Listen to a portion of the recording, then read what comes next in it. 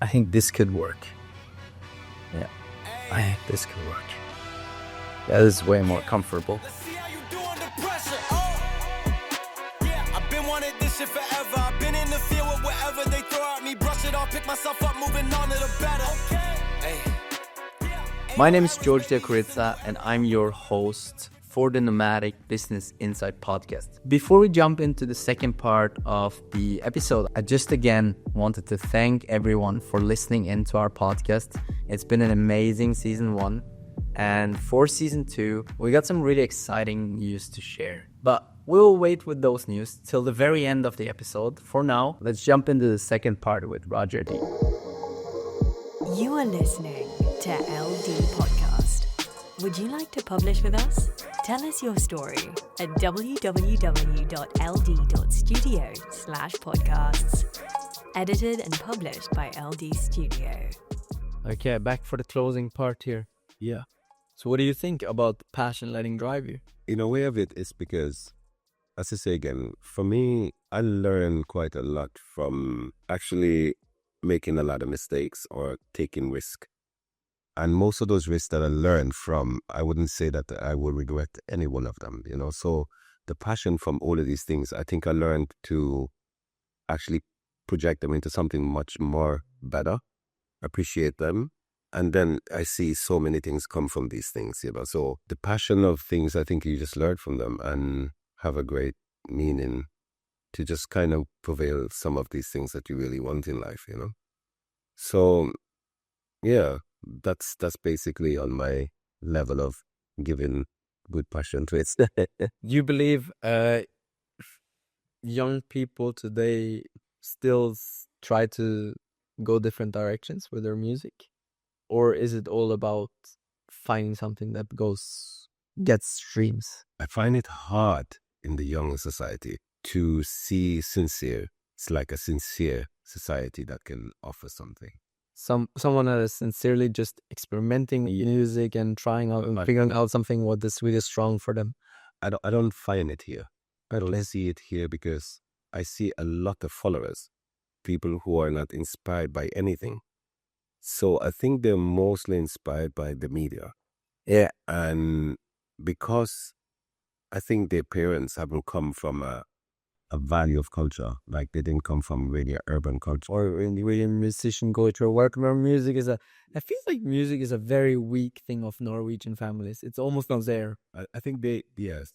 They all practice an instrument or something, but they never actually sit together and play. And I think, for example, in Southern, especially Latin countries, or people sing a lot and play a lot. Actually, there is a certain type of Norwegian. I think I know what you're gonna say. You sure? Okay, make one guess. Let me see what you're gonna say. Church. No. In the urban way. In the urban way.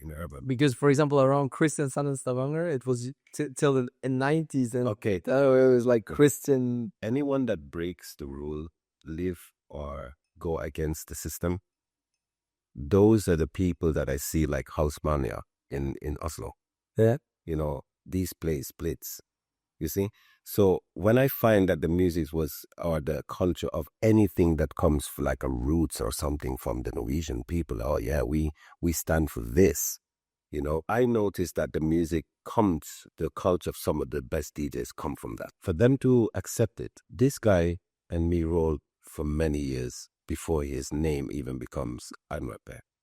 So coming from a culture from that into this kind of culture from what you see today, when it comes to the Norwegian kids trying to develop some kind of original culture, it was never like that. These guys was originally searching Nico D. Yeah. They didn't have any culturians existing. It was Mira Craig. Yeah. He even went down to the Caribbean, to Trinidad, because of a guy that married to a Norwegian girl that knows her mom, and she got the experience to go down to Trinidad. And just by the experience, this is what break Admiral P as well. By experiencing, I give him a heads up, some friends. He get to meet with a songman. He went to Jamaica. He get to enjoy something and change his mind and his perspective on music. And then he shared it with the whole of Norway. So it never stopped until he find himself. He looked into himself. But remember, it's real original culture and authenticness came from Zambia. an African guy, Norwegian father that left with the inspiration to live in Gambia. So this had to do something with sharing some kind of culture with the Norwegian. They accept him because he could speak the language just as much as them. Where is the Norwegian culture or a person that fits a role model in this society called Ålesund Vestlanda that tries to do something, even to set a standard for them to see something from their island? Yeah, something that is so authentic that they can say, but I figure this out. I mean, I think that's what you're trying to say. Like, people don't just sit down with their music and say, like, this is where I'm from, or this is what I got inspired from. This is my background. I would say that Norwegian people has a way of accepting things when they can have a certain morals, as I think you mentioned it in the podcast before I was listening to, like the value of it.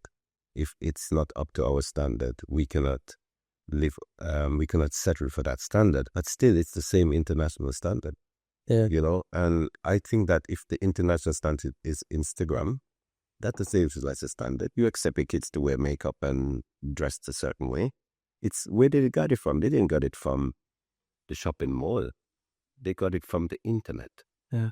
Who sold it to them? Tough question. The same shopping mall that comes here. So where's the real thing, as you say again? Where's the inspiration for kids to be creative? Where is it going to come from? I wish I grew up in a country with more music even.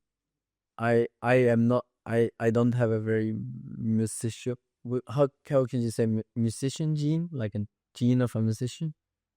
Neither me. No, I don't have that. With it myself. I think I did have a big family that believed in music. My dad wasn't supportive when I was doing music or producing or DJ. But you did music early on. I didn't, so you got it that way. But I wish I was, because always when I have friends or visit families that sit down and sing together, or have that as a thing together, I kind of feel like, oh, I wish I had that. I think singing as a family is a very nice thing. So, and Sylvia did it a bit with her mom, so I'm pushing her to kind of do it at home, so that I get a bit into it. Don't you think it's sitting down together is a nice thing? Singing, if you have the opportunity in the music. Yep. If I was supposed to sing as an artist, or no, as a family, sitting together and singing or playing music. Musically, I do music with my kids. Actually, you do? I do music with my son. Yeah, cool. I work with my son on something at the moment now. We on a slight project. Actually, shout out to Rasmus, because he did talk to me earlier on before the podcast, and actually Rasmus is actually working on a little project for Gambia actually, and what we're doing the same thing, building a same thing. One of the youngest DJ, he's very deep into his music, dedicated, and we actually made a really good deal. Okay, now I'm excited to hear you struck the deal. We struck a big deal. Here what? So you cashed in Christmas for yourself. In one way, we traded PlayStation Minecraft game for DJ lessons, and he get a fat salary at the end of the year. If it works out, sounds amazing. I mean, it's already in the public. He can see it. We did the budget, so he actually have the opportunity to learn how to become an artist in a very young age by just doing what he likes. So you are a fan of kids spending time on computers? No, I'm totally not that guy. I don't believe the kids should waste any time on the computer playing games. I really think... I don't know. I kind of want Sahira early on iPads and computers, but I also want to limit it. I've seen how quick they can, like, oh, this is a screen, So I see that, but I definitely want to challenge her early on like really knowing how to use this and navigate. And I think that's a very big topic anyway. It is definitely not a thing that I can just say now and this is the way I want it to go. This is a very... Because I'm using a lot of my time to think, when is a good time for her to start using screens, and for what are we going to use them for? Wow. Well, your kids and their friends and the kids that are older and younger, do you feel a lot of them there coming to Norway and making their kind of music, kind of taking their background, their culture, My kids. No, kids around general. I don't see a lot of it.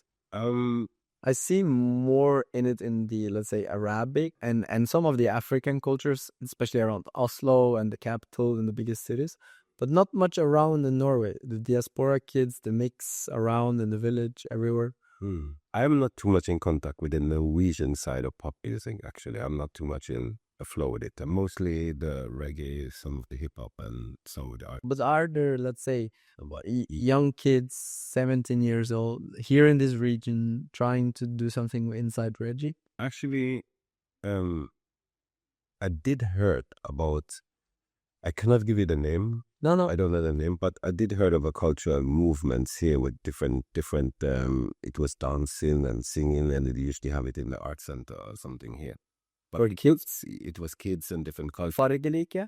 I think that's it. Yeah, Fargelike is a group very active. Yes. But that's not like 17 years old trying to actually make a career. That's kids just playing around and having fun. Okay, I'm not 100%. But there are some 14, 15-year-olds. They're really good. Have the concert, Yeah. the stage shows. Okay, there are some really, really good ones. I saw these things, but it's the closest I will get to anything of the outside coming in to share cultures. And Yeah. I haven't really seen anything else, no. Not like individual performers. I wish I could vote more for those guys. And I can get myself involved, but I'm just not too much into music or dance. But I really would like to see some of those 14, 15, 16-year-olds going out, even in the smaller cities in Norway, and try to bring more from their own family and roots. I think that's really powerful. With that generation of kids, I'm not so familiar with them. Me neither. In this society, because I think the only how I'm familiar because of the other business I do, which in Azabawa. Yeah. And that business is the only thing that I have close to these age kids, but we don't have much of a big, yeah, the conversation is, I want to be a fisher guy. I want to go out on a fishing boat in the future and make a lot of money. And basically, this is what I want to do. And then the second is my dad do it. So you will find a lot of that here. And you will find, I want to go to NTNU and ENTNU, yes, all these companies, because this is the way to go. Yeah. So I see that is left for a city of, I haven't met so much entrepreneurs, people who just don't want to be on the grid.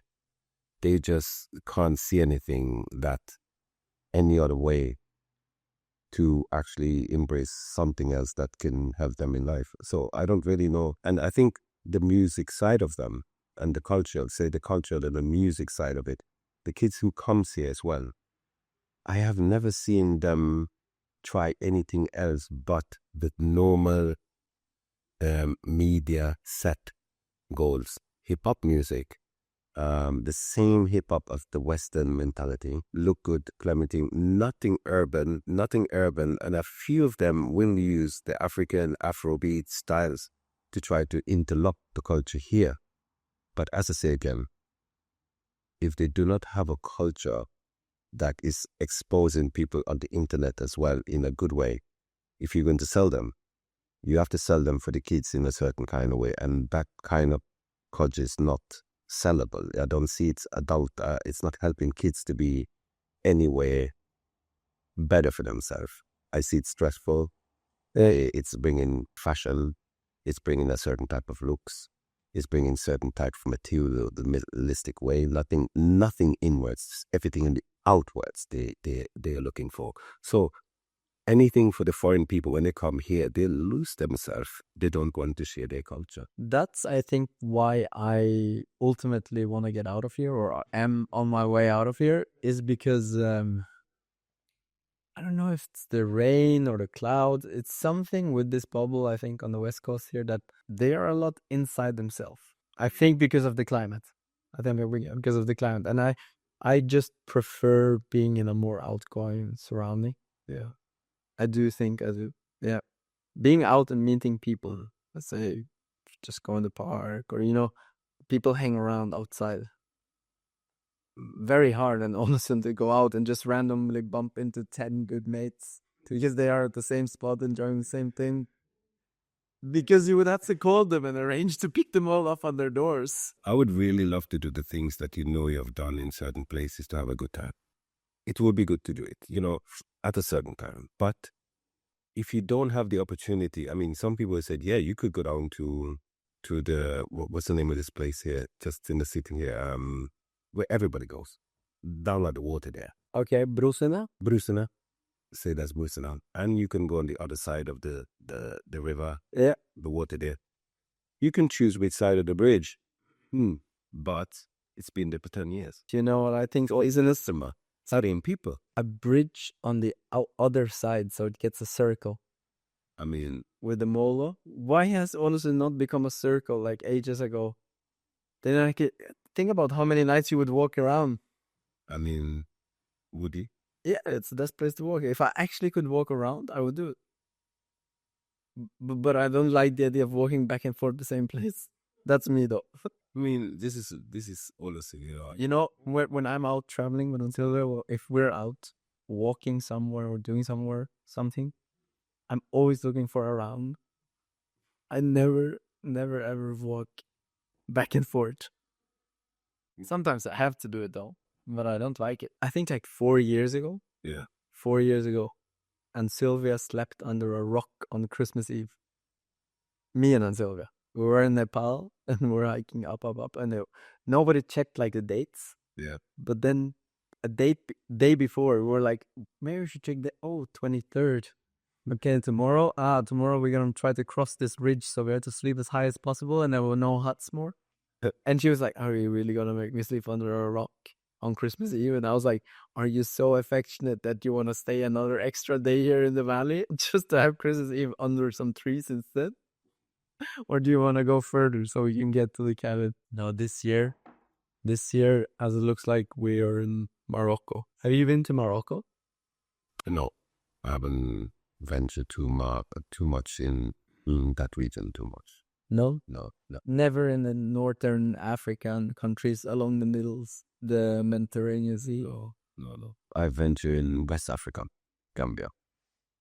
That's one of the countries I've explored before. Very nice country. Smallest country in Africa. And have a very tight relationship, including some of the country from in the West there, the surrounding. But they have a tight relationship with the Caribbean, I think, some of the history. So I think that one of my experience with Gambia and that West Africa, I think if you look back into the slave trade or some way down the line, it's related a lot to the Caribbean. So I think... You think we maybe are, that you are Gambian? I'm not even going to say that because it's impossible for any African to be a Gambian. How?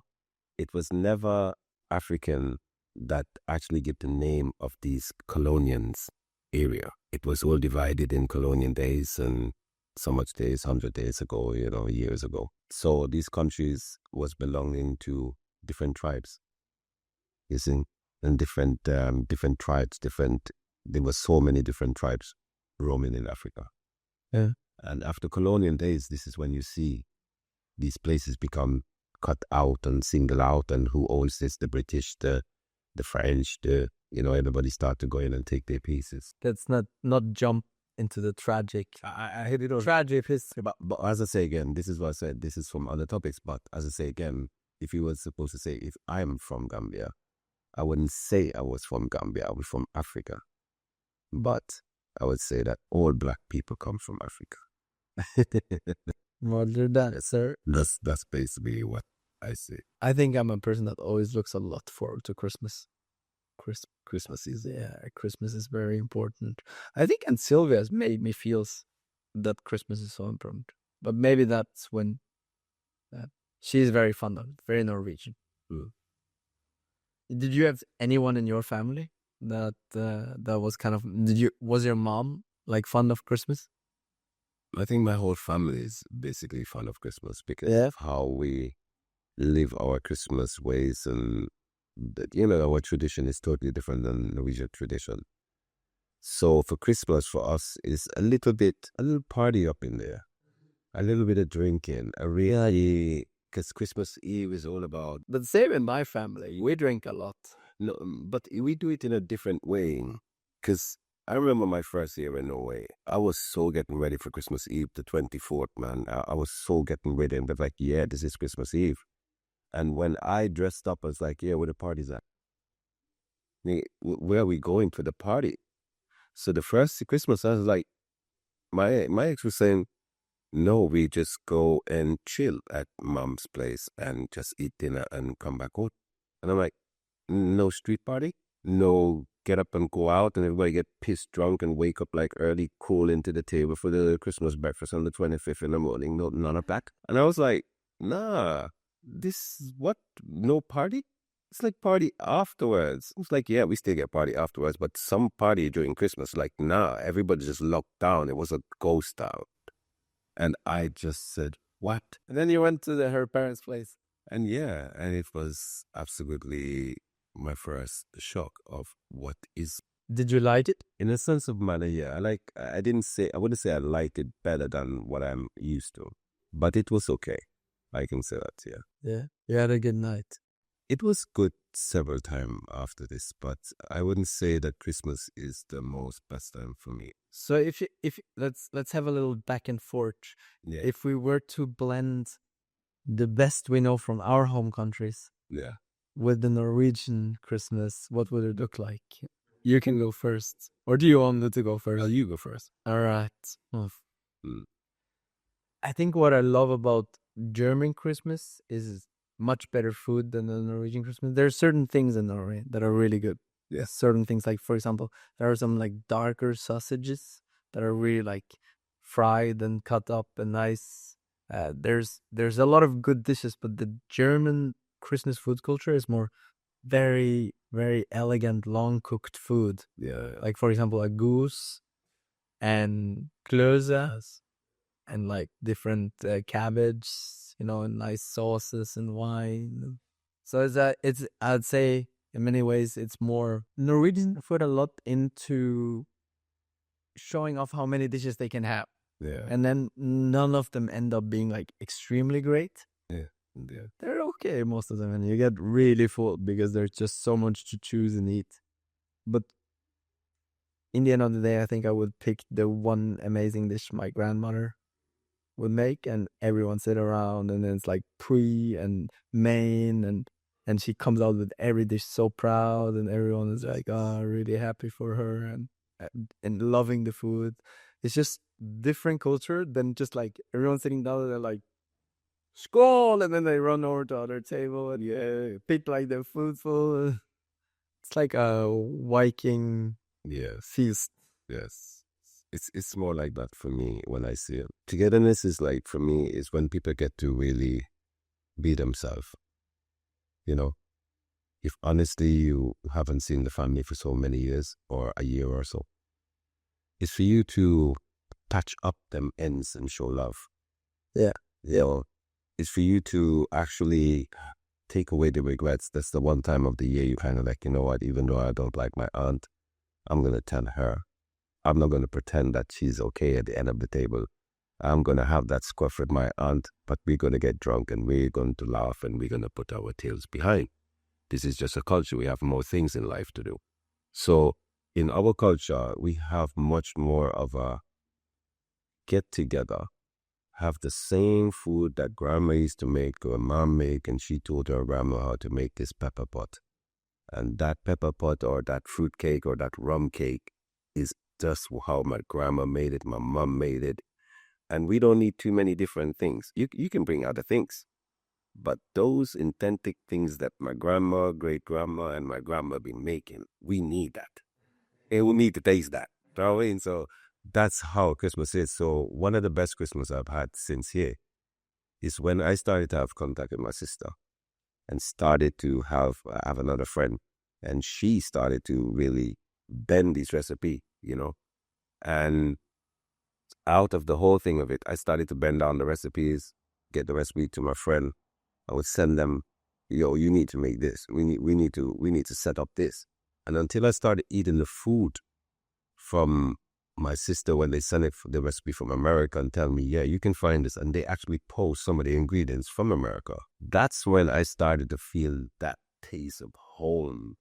So my Christmas is based on a lot of those things. Yeah. Mm.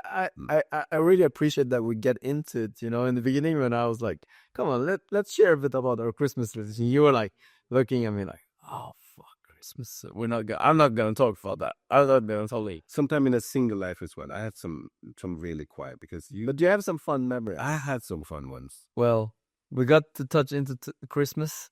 Yes. We got to touch into a lot of the things we wanted to speak about. What do you feel future of music needs to be like in all around the world? Let's say 20 years. If we get like an equilibrium of all the countries actually being able to get a fair share and jump in. I mean, into making music. To making music.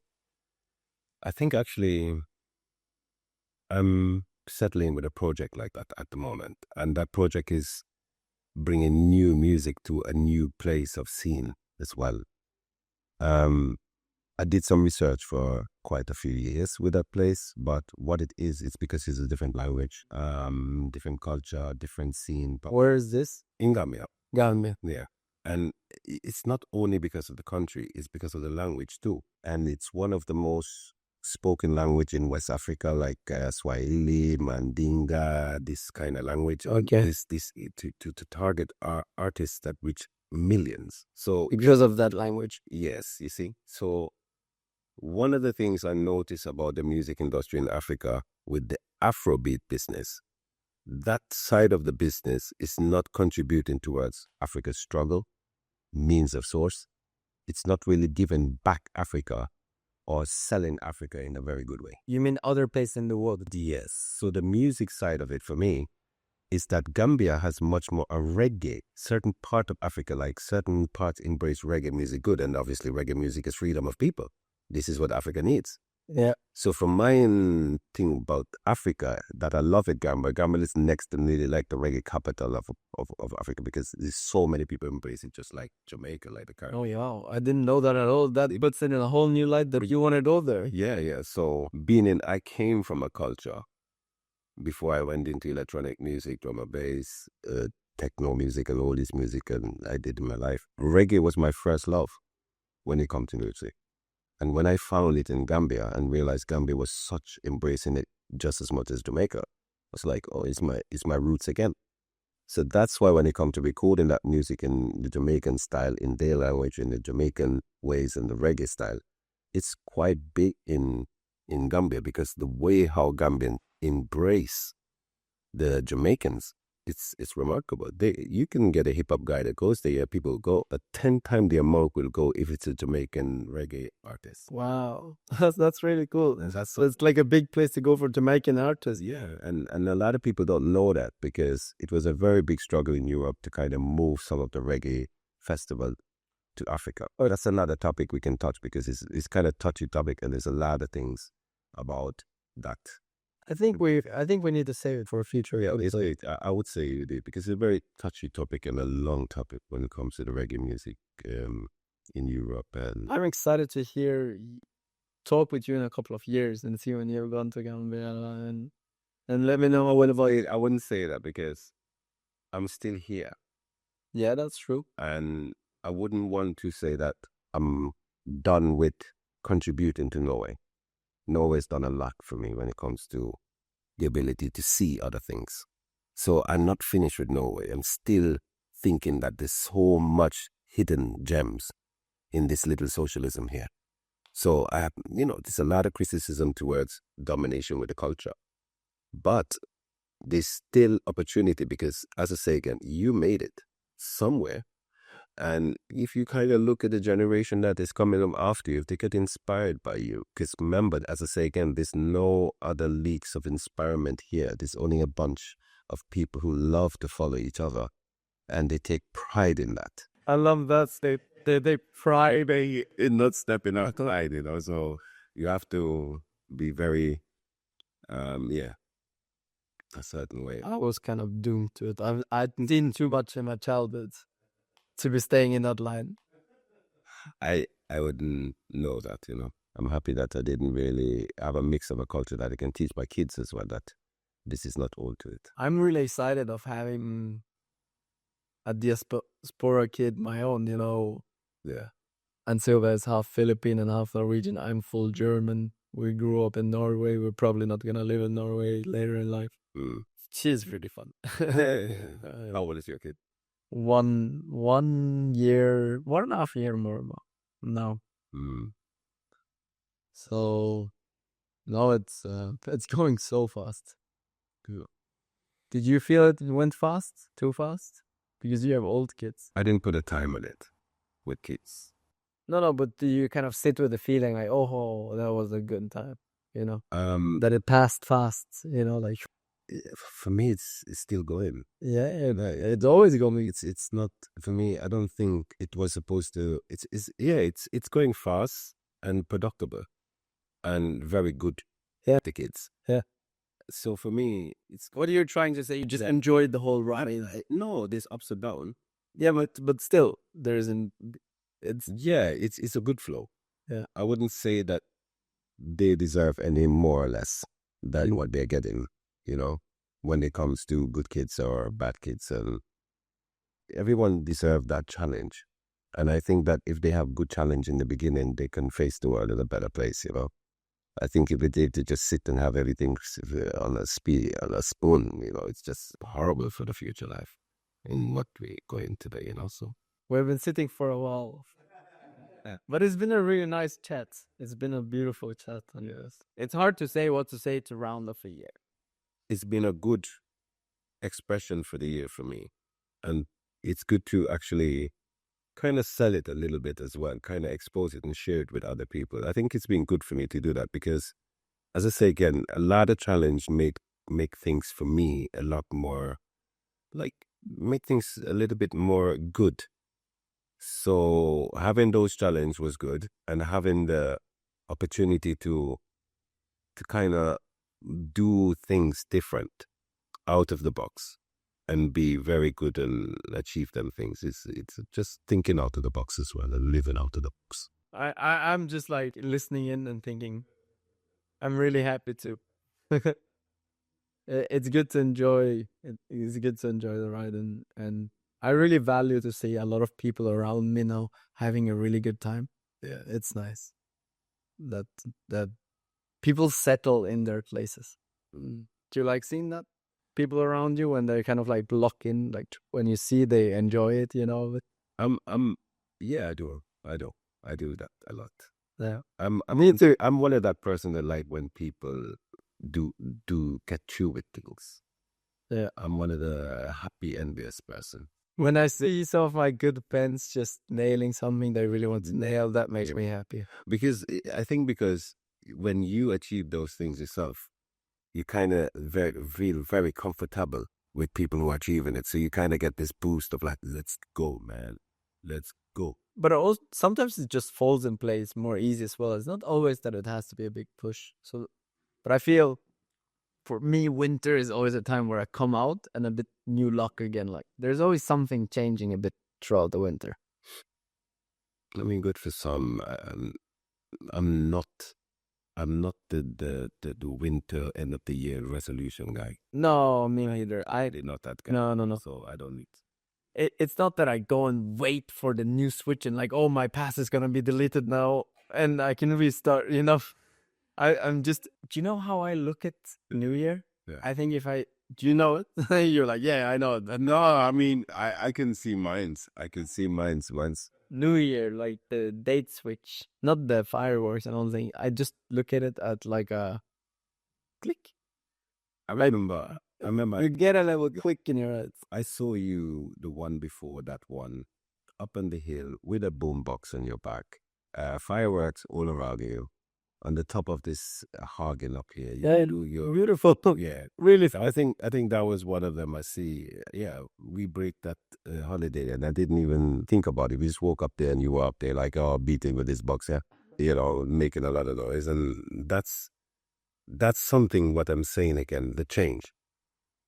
If many Norwegian people won't do that, But in the Rus, they will walk down the street and do it. But in the New Year's, no. So it's good to have that change or somebody who just think out the box. Right? But in the village in Norway, the people are more crazy. They go with their cars and shoot up rockets like choo choo choo. They do that.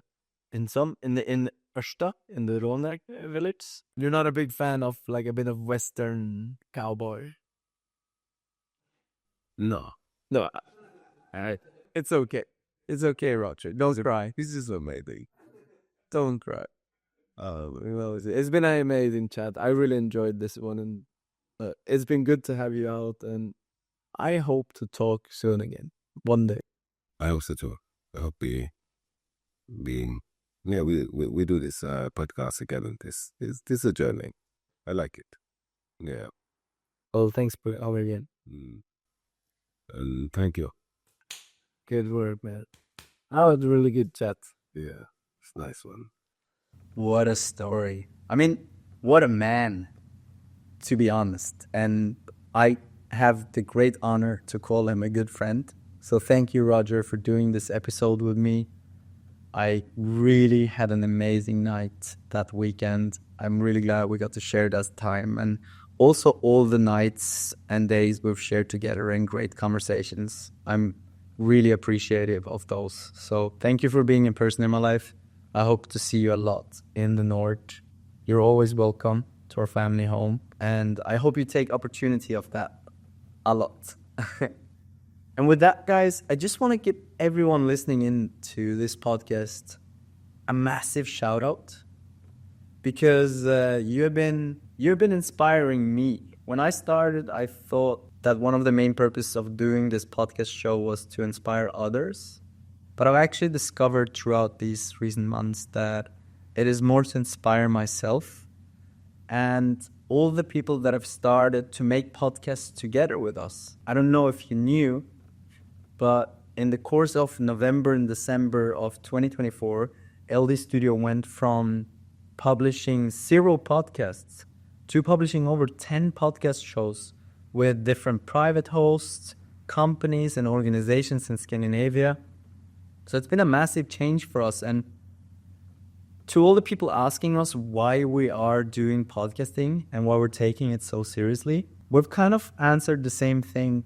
It is one of the greatest channels and the channels that we believe the most in creating a long-lasting community. And a lot of our projects are just about that long-lasting community. And hence, spreading the word about our people, the projects that we are involved with, and all the fantastic partners that we work with is one of the coolest opportunities we got out there. And podcast is a great medium because you just literally can sit down and talk about the concepts that you care the most about. And it's probably in deep conversations where you can get across the message most right. Enough about that. But that's been one of the backgrounds why we're taking podcasting so seriously at the LD Studio. And I say to everyone, if you have an idea, if you want to start your own podcast and you think that we might just be the right publisher for you, then shoot us an email at podcast@ld.studio. And I'm sure our team will get back to you in a very short time. But I have one more exciting new thing to share with you. Season 2 will be introducing with a fixed co-host. So I'm not doing this show alone anymore. I'll do the whole 2025 Season 2 with a co-host. And this person is an amazing, inspiring, driven, and very strong personality. And I know that he will challenge me a lot, and I will challenge him a lot. And I think together we'll put out some amazing episodes together, but we'll also have some tremendously fun, entertaining, and learning chats with some of the most talented people that we meet on our journey. Among them, you'll find venture capitalists, you will find founders, you'll find CEOs, but you also find that normal guy that just been through hell of a lot of fun adventures in his work life. And with that, guys, thank you so much for listening in. Remember, you can always shoot us questions or feedback at podcast@ld.studio or head over to my Instagram, follow me there and shoot me a DM. I wish you guys all a merry, merry, merry Christmas. No matter where you are, no matter if you have snow outside of your doorsteps or not, I wish you warm and good energy with the people you surround with. And remember that you are one of the most important persons in your own life. The energy that you radiate and share with the people around you is also the energy that they're gonna radiate back to you. The more work you put in yourself and the more you shine, the more your surroundings and environments gonna shine too. Thank you for listening in. My name is Georg and I am your host for the Nomadic Business Insight. Thank you for listening to LD Podcast. We are continuously looking for the most talented innovators. No matter your background or expertise, shoot us an email at high5@ld.studio with your skills and portfolio.